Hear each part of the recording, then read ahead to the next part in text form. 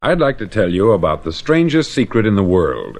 Not long ago, Albert Schweitzer, the great doctor and Nobel Prize winner, was being interviewed in London, and a reporter asked him, "Doctor, what's wrong with men today?" The great doctor was silent a moment, and then he said, "Men simply don't think." And it's about this that I want to talk with you. We live today in a golden age. This is an era that man has looked forward, dreamed of, and worked toward for thousands of years. But since it's here, we pretty well take it for granted. We in America are particularly fortunate to live in the richest land that ever existed on the face of the earth, a land of abundant opportunity for everyone. But do you know what happens? Let's take 100 men who start even at the age of 25. Do you have any idea what will happen to those men by the time they're 65? These 100 men who all start even at the age of 25 believe they're going to be successful. If you asked any one of these men if he wanted to be a success, he'd tell you that he did. And you'd notice that he was eager toward life, that there was a certain sparkle to his eye, an erectness to his carriage, and life seemed like a pretty interesting adventure to him. But by the time they're 65, 1 will be rich, 4 will be financially independent, 5 will still be working, 54 will be broke. Now think a moment.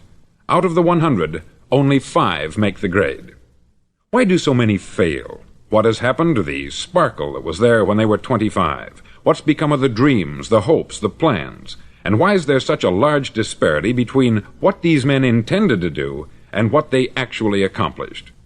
When we say about 5% achieve success, we have to define success. And here's the definition. Success is the progressive realization of a worthy ideal.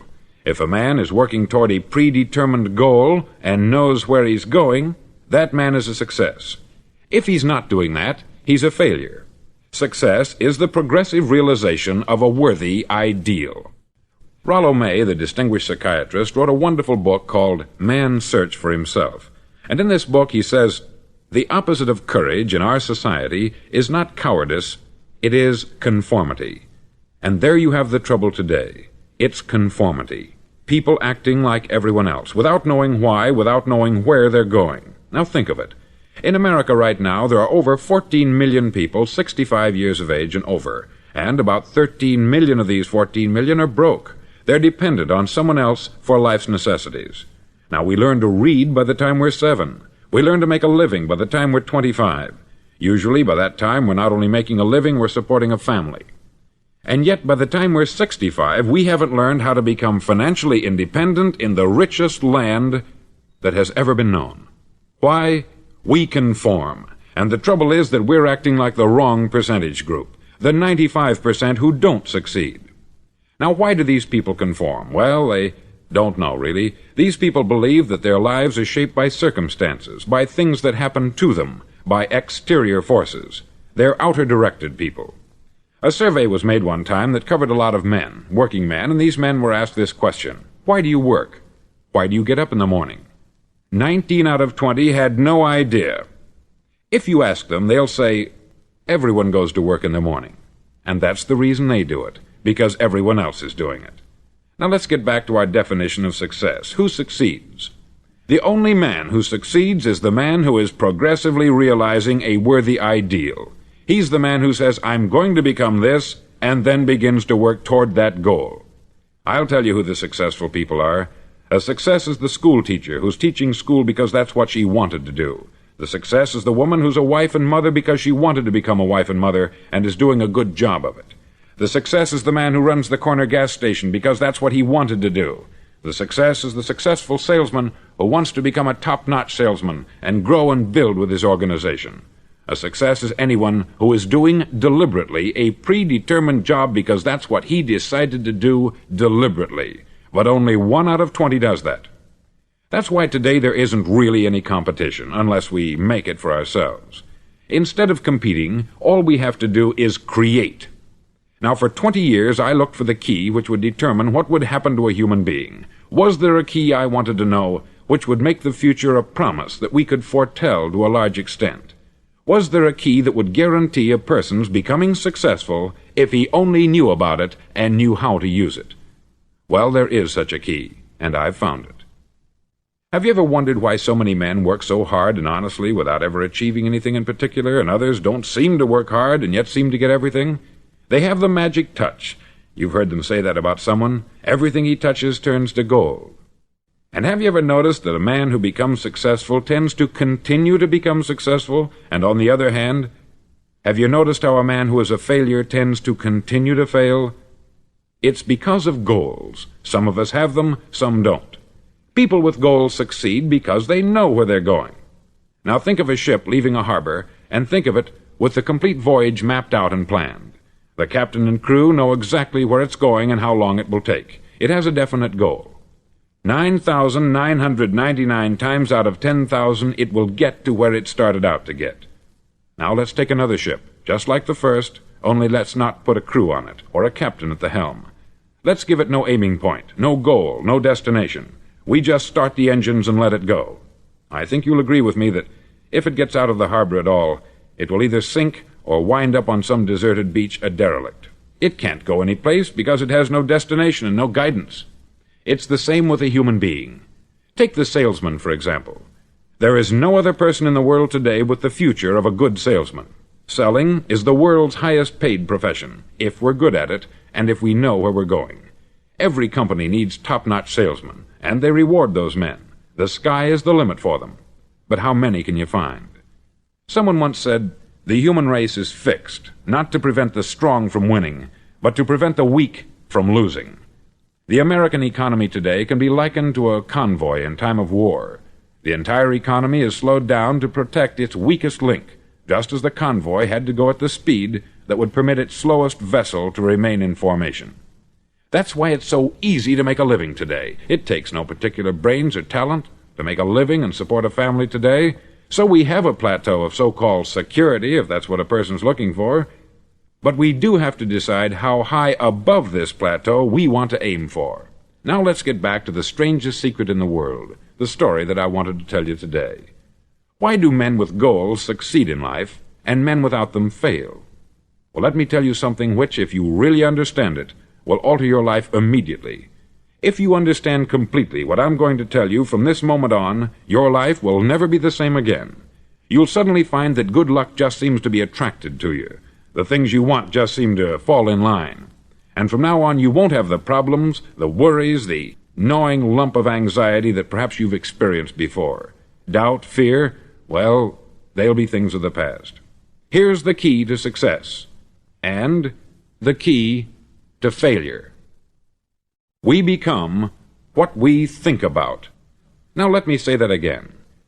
We become what we think about.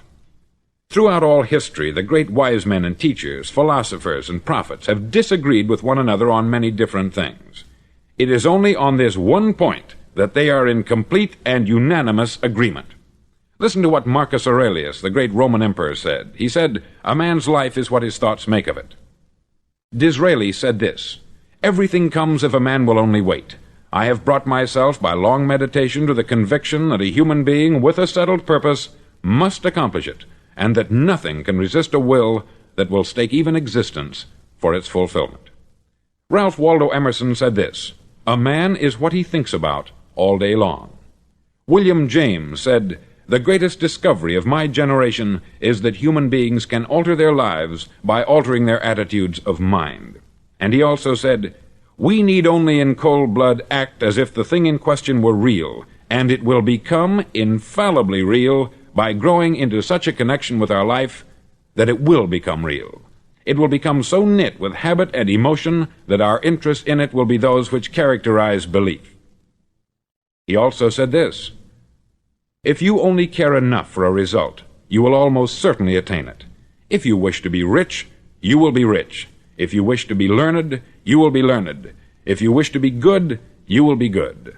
Only you must then really wish these things, and wish them exclusively, and not wish at the same time 100 other incompatible things just as strongly." In the Bible you read, in Mark 9:23, "If thou canst believe, all things are possible to him that believeth." Dr. Norman Vincent Peale said this, "This is one of the greatest laws in the universe. Fervently do I wish I had discovered it as a very young man. It dawned upon me much later in life, and I've found it to be one of the greatest, if not my greatest discovery, outside of my relationship to God. And the great law, briefly and simply stated, is that if you think in negative terms, you'll get negative results. If you think in positive terms, you will achieve positive results.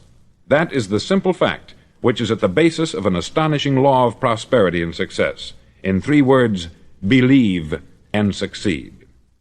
William Shakespeare put it this way: "Our doubts are traitors, and make us lose the good we oft might win, by fearing to attempt." George Bernard Shaw said, "People are always blaming their circumstances for what they are. I don't believe in circumstances. The people who get on in this world are the people who get up and look for the circumstances they want, and if they can't find them, make them." Well, it's pretty apparent, isn't it? And every person who discovered this for a while believed that he was the first one to work it out. We become what we think about. Now, it stands to reason that a person who's thinking about a concrete and worthwhile goal is going to reach it, because that's what he's thinking about. And we become what we think about.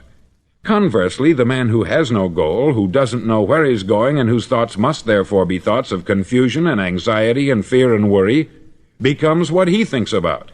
His life becomes one of frustration, fear, anxiety, and worry. And if he thinks about nothing, he becomes nothing. Now, how does it work? Why do we become what we think about? Well, I'll tell you how it works as far as we know. Now, to do this, I want to tell you about a situation that parallels the human mind. Suppose a farmer has some land, and it's good, fertile land. Now, the land gives the farmer a choice. He may plant in that land whatever he chooses. The land doesn't care. It's up to the farmer to make the decision. Now, remember, we're comparing the human mind with the land, because the mind, like the land, doesn't care what you plant in it. It will return what you plant, but it doesn't care what you plant. Now, let's say that the farmer has 2 seeds in his hand. One is a seed of corn, the other is nightshade, a deadly poison. He digs 2 little holes in the earth, and he plants both seeds, one corn, the other nightshade. He covers up the holes, waters, and takes care of the land, and what will happen? Invariably, the land will return what is planted. As it's written in the Bible, "As ye sow, so shall ye reap." Remember, the land doesn't care. It will return poison in just as wonderful abundance as it will corn. So up come the 2 plants, one corn, one poison. Now, the human mind is far more fertile, far more incredible and mysterious than the land, but it works the same way. It doesn't care what we plant. Success, failure. A concrete, worthwhile goal, or confusion, misunderstanding, fear, anxiety, and so on. But what we plant, it will return to us. You see, the human mind is the last great unexplored continent on the earth. It contains riches beyond our wildest dreams. It will return anything we want to plant. Now, you might say, well, if that's true, why don't people use their minds more? Well, I think they've figured out an answer to that, too. Our mind comes as standard equipment at birth. It's free, and things that are given to us for nothing we place little value on. Things that we pay money for, we value. The paradox is that exactly the reverse is true. Everything that's really worthwhile in life came to us free. Our mind, our soul, our body, our hopes, our dreams, our ambitions, our intelligence, our love of family and children and friends. All these priceless possessions are free, but the things that cost us money are actually very cheap and can be replaced at any time. A good man can be completely wiped out and make another fortune. He can do that several times. Even if our home burns down, we can rebuild it, but the things we got for nothing, we can never replace. The human mind isn't used merely because we take it for granted. Familiarity breeds contempt. It can do any kind of job we assign to it, but generally speaking, we use it for little jobs instead of big important ones. Universities have proved that most of us are operating on about 10% of our abilities. Decide now, what is it you want? Plant your goal in your mind. It's the most important decision you'll ever make in your entire life. Do you want to be an outstanding salesman, a better worker at your particular job? Do you want to go places in your company, in your community? All you've got to do is plant that seed in your mind. Care for it. Work steadily toward your goal, and it will become a reality. It not only will, there's no way that it cannot. You see, that is a law, like the laws of Sir Isaac Newton, the laws of gravity. If you get on top of a building and jump off, you'll always go down. You'll never go up. And it's the same with all the other laws of nature. They always work. They're inflexible. Think about your goal in a relaxed, positive way. Picture yourself in your mind's eye as having already achieved this goal. See yourself doing the things you will be doing when you've reached your goal. Ours has been called the phenobarbital age, the age of ulcers and nervous breakdowns. At a time when medical research has raised us to a new plateau of good health and longevity, far too many of us worry ourselves into an early grave trying to cope with things in our own little personal ways, without learning a few great laws that will take care of everything for us. These things we bring on ourselves through our habitual way of thinking. Every one of us is the sum total of his own thoughts. He is where he is because that is exactly where he really wants to be, whether he'll admit that or not. Each of us must live off the fruit of his thoughts in the future, because what you think today and tomorrow, next month and next year, will mold your life and determine your future. You're guided by your mind. I remember one time I was driving through Arizona and I saw one of those giant earth-moving machines roaring along the road at about 35 miles an hour with what looked like 20 tons of dirt in it, a tremendous, incredible machine, and there was a little man perched way up on top with the wheel in his hands guiding it. And as I drove along, I was struck by the similarity of that machine to the human mind. Just suppose you're sitting at the controls of such a vast source of energy. Are you going to sit back and fold your arms and let it run itself into a ditch? Or are you going to keep both hands firmly on the wheel and control and direct this power to a specific, worthwhile purpose? It's up to you. You're in the driver's seat. You see, the very law that gives us success is a two-edged sword. We must control our thinking. The same rule that can lead a man to a life of success, wealth, happiness, and all the things he's ever dreamed of for himself and his family, that very same law can lead him into the gutter. It's all in how he uses it, for good or for bad. This is the strangest secret in the world. Now, why do I say it's strange, and why do I call it a secret? Actually, it isn't a secret at all. It was first promulgated by some of the earliest wise men, and it appears again and again throughout the Bible. But very few people have learned it, understand it. That's why it's strange, and why, for some equally strange reason, it virtually remains a secret. I believe that you could go out and walk down the main street of your town and ask one man after another what the secret of success is, and you probably wouldn't run into one man in a month who could tell you. Now, this information is enormously valuable to us, if we really understand it and apply it. It's valuable to us not only for our own lives, but the lives of those around us, our family, employees, associates, and friends. Life should be an exciting adventure. It should never be a bore. A man should live fully, be alive. He should be glad to get out of bed in the morning. He should be doing a job he likes to do because he does it well. One time I heard Grove Patterson make a speech, the editor-in-chief of the Toledo Daily Blade, and as he concluded his speech, he said something that I've never forgotten. He said something like this: "My years in the newspaper business have convinced me of several things, among them that people are basically good, and that we came from someplace, and we're going someplace. So we should make our time here an exciting adventure. The architect of the universe didn't build a stairway leading nowhere." And the greatest teacher of all, the carpenter from the plains of Galilee, gave us the secret time and time again. "As ye believe, so shall it be done unto you." I've explained the strangest secret in the world and how it works. Now I want to explain how you can prove to yourself the enormous returns possible in your own life by putting this secret to a practical test. I want you to make a test that will last 30 days. Now, it isn't going to be easy. If you'll give it a good try, it will completely change your life for the better. Back in the 17th century, Sir Isaac Newton, the English mathematician and natural philosopher, gave us some natural laws of physics which apply as much to human beings as they do to the movement of bodies in the universe. Now, one of these laws is that for every action there is an equal and opposite reaction. Simply stated, as it applies to you and me, it means we can achieve nothing without paying the price. The results of your 30-day experiment will be in direct proportion to the effort you put forth. To be a doctor, you must pay the price of long years of difficult study. to be successful in selling, and remember that each of us succeeds to the extent of his ability to sell, selling our families on our ideas, selling education in schools, selling our children on the advantages of living the good and honest life, selling our associates and employees on the importance of being exceptional people, to, of course, the profession of selling itself. But to be successful in selling our way to the good life, we must be willing to pay the price. Now, what is that price? Well, it's many things. First, it's understanding emotionally, as well as intellectually, that we literally become what we think about, that we must control our thoughts if we're to control our lives. It's understanding fully that, as ye sow, so shall ye reap. Secondly, it's cutting away all the fetters from the mind and permitting it to soar as it was divinely designed to do. It's the realization that your limitations are self-imposed, and that the opportunities for you today are enormous beyond belief. It's rising above narrow-minded pettiness and prejudice.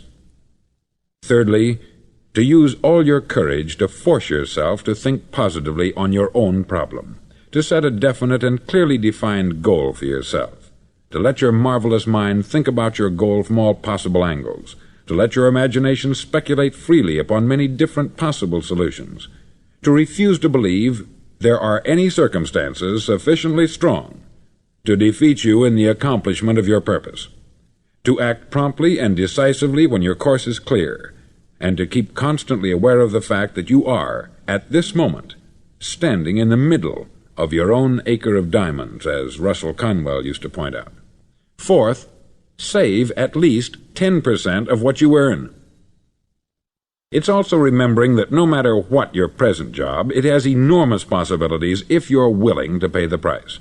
Now let's just go over the important points in the price each of us must pay to achieve the wonderful life that can be ours. It is, of course, worth any price. 1. You will become what you think about. 2. Remember the word imagination. Let your mind soar. 3. Courage. Concentrate on your goal every day. 4. Save 10% of what you earn. And action. Ideas are worthless unless we act on them. Now I'll try to outline the 30-day test I want you to make. Now keep in mind that you have nothing to lose by making this test, and everything you could possibly want to gain.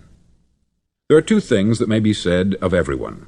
Each of us wants something, and each of us is afraid of something. I want you to write on a card what it is you want more than anything else. It may be more money. Perhaps you'd like to double your income or make a specific amount of money. It may be a beautiful home. It may be success at your job. It may be a particular position in life. It could be a more harmonious family. Each of us wants something. Write down on your card specifically what it is that you want. Make sure it's a single goal and clearly defined. You needn't show it to anyone, but carry it with you so that you can look at it several times a day. Think about it in a cheerful, relaxed, positive way each morning when you get up, and immediately you have something to work for, something to get out of bed for, something to live for. Look at it every chance you get during the day and just before going to bed at night. As you look at it, remember that you must become what you think about, and since you're thinking about your goal, you realize that soon it will be yours. In fact, it's yours really the moment you write it down and begin to think about it.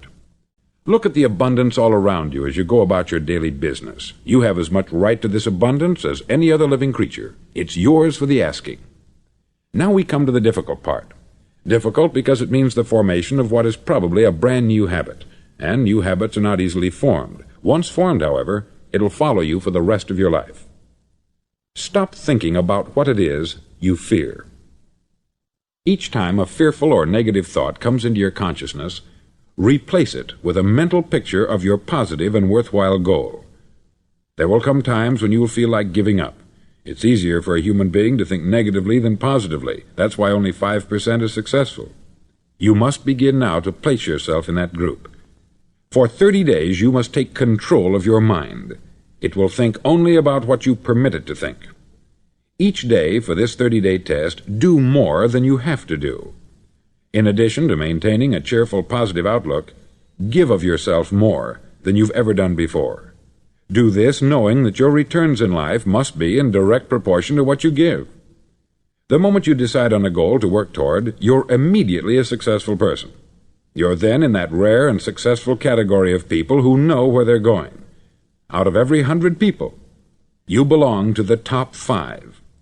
Don't concern yourself too much with how you're going to achieve your goal. Leave that completely to a power greater than yourself.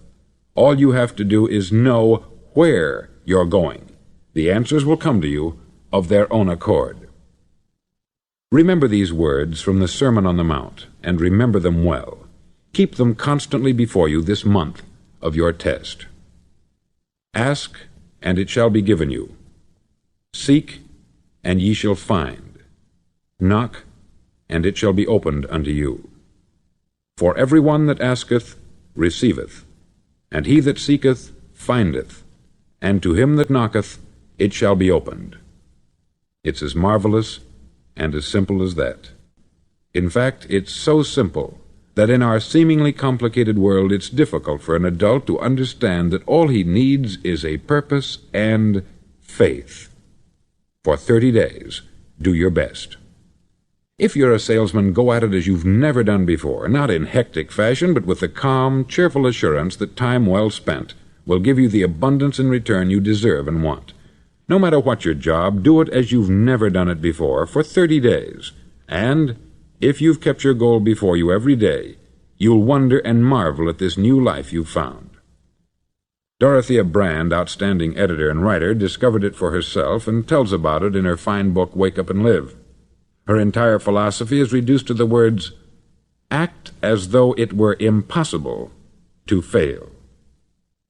She made her own test with sincerity and faith, and her entire life was changed to one of overwhelming success.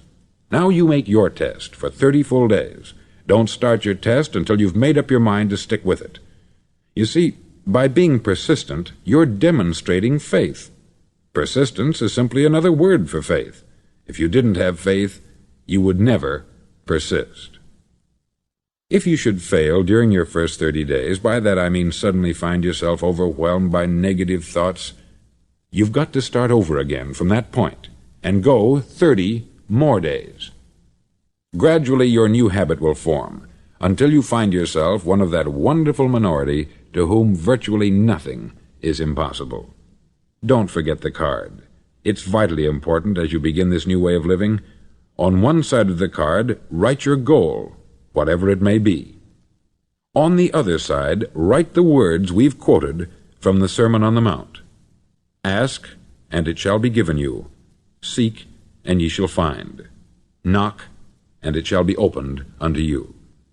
Nothing great was ever accomplished without inspiration. See that during these crucial first 30 days, your own inspiration is kept at a peak. Above all, don't worry. Worry brings fear, and fear is crippling. The only thing that can cause you to worry during your test is trying to do it all yourself. Know that all you have to do is hold your goal before you. Everything else will take care of itself. Remember also to keep calm and cheerful. Don't let petty things annoy you and get you off course. Now, since making this test is difficult, some may say, well, why should I bother? Well, look at the alternative. No one wants to be a failure. No one really wants to be a mediocre individual. No one wants a life constantly filled with worry, fear, and frustration.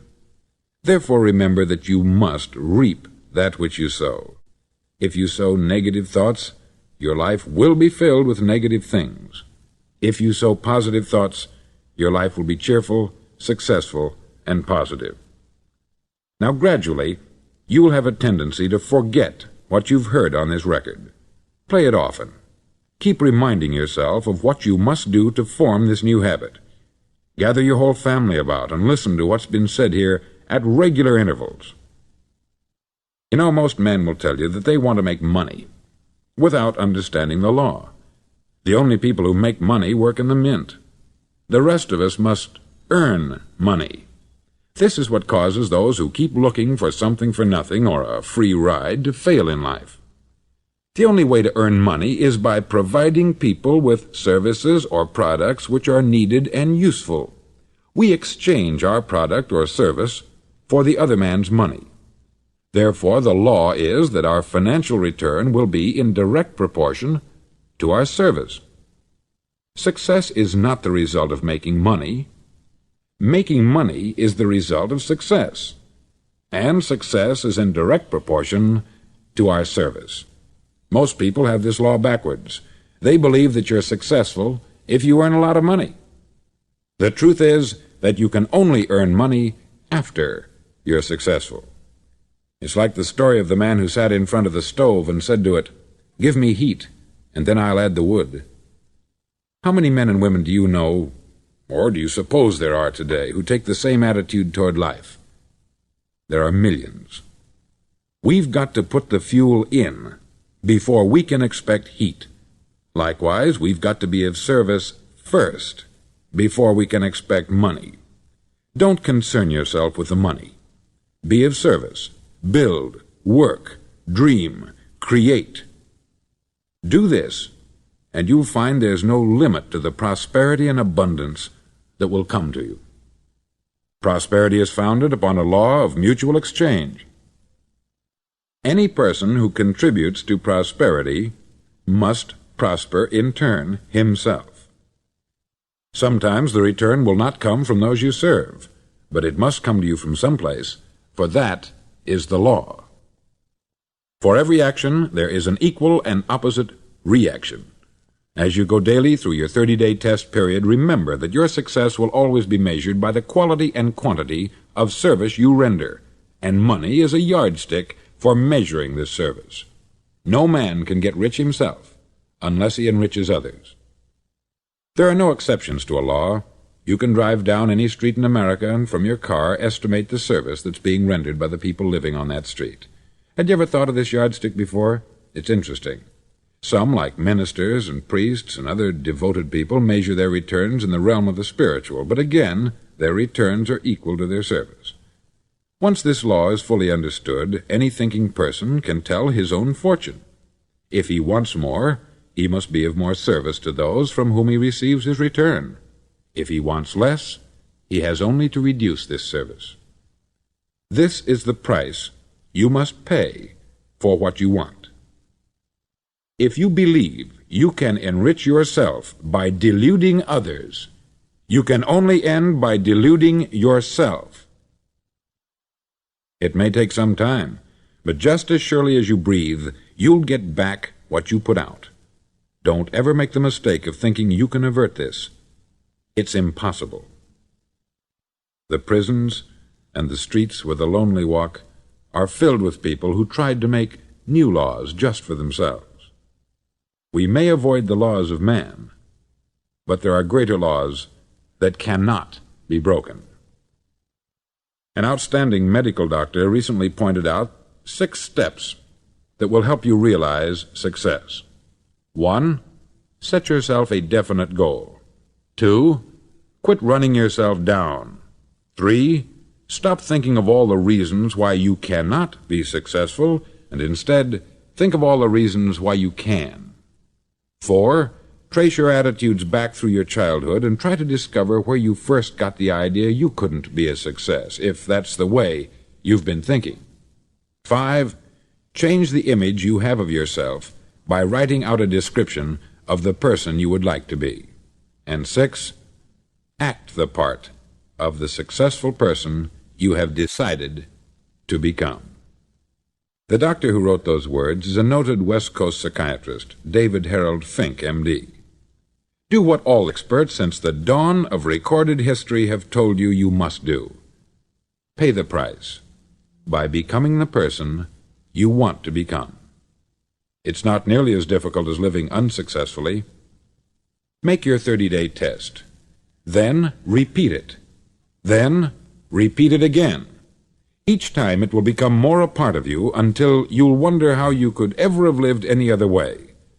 Live this new way, and the floodgates of abundance will open and pour over you more riches than you may have dreamed existed. Money? Yes, lots of it.